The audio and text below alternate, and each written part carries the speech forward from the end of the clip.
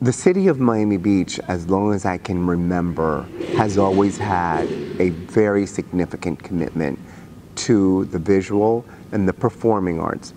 Again, I go back in history since I've been here for such a long time. I remember Judy Drucker with the Concert Association, and there at the Jackie Gleason, we were having Baryshnikov. She did a concert on the beach with Pavarotti. She would bring American Ballet Theater, Itzhak Perlman. So that was the fabric of Miami Beach.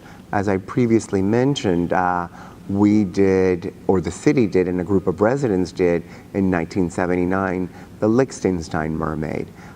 There were other works of art before this.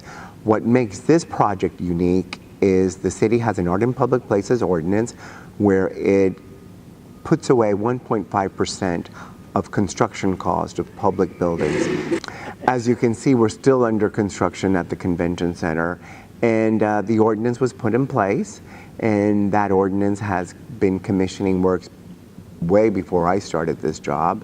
And that is a commitment this community has. I mean, we have the Colony Theater, we have a Cultural Arts Council, we have Cultural Affairs, we grant over 45 organizations and institutions. We have cultural anchors. I mean, Miami Beach is very fortunate. The New World Symphony is headquartered here. Miami City Ballet, the Wolfsonian, the Bass Museum. I mean, it's a very impressive list for a community that's only 7 square miles and has a population now about 90,000 and is really the cultural center of South Florida. So that is a history this city has always brought to its community, to the residents, to the tourists that come here, and that is a value that continues to this day and will continue into the future. Another example of the city's commitment to art is we are currently completing $7.1 million of public art at the Miami Beach Convention Center, which is the largest percent for art commission in one building in the United States. And the 6 artists that were selected for that through a call to artists where we had 524 applicants from throughout the world are Franz Ackerman with a mural titled About Sand, which deals with globalism and tourism. A work by Joseph Kasuth titled Located World Miami Beach, which puts Miami Beach at the center of the world, and it then measures in miles other cities throughout the world. We have a work by Ellen Harvey, the one I'm sitting before, which is from South Florida, from the Atlantic to the Gulf of Mexico.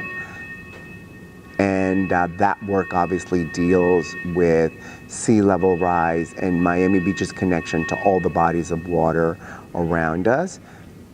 We have the work by Sarah Morris, which is titled Morris Lapidus, all of course referencing the architect that made mid-century architecture as famous as it is in Miami Beach and South Florida. And we have another work by Joop van Lieshout titled Humanoids along the Collins Canal. And that, of course, all has to do with evolution and the flora and fauna that created our area. And it's a beautiful sculpture park with 9 works. And finally, we will have a work with Elmgren and Draxet in the fall of 2019. And that is a sculpture that's titled Bent Pool. And as we know, pools are a very important aspect of South Florida, and specifically Miami Beach, where we have such iconic pools as the one at the Raleigh Hotel, where Esther Williams did a lot of films in the 40s, the pool at the Fontainebleau. I mean, Miami Beach is known for its hotels, its pools, and Elmgren and Draxet took a pool and made it into a bent pool, and that will be at the entrance to the convention center in its exterior work of art.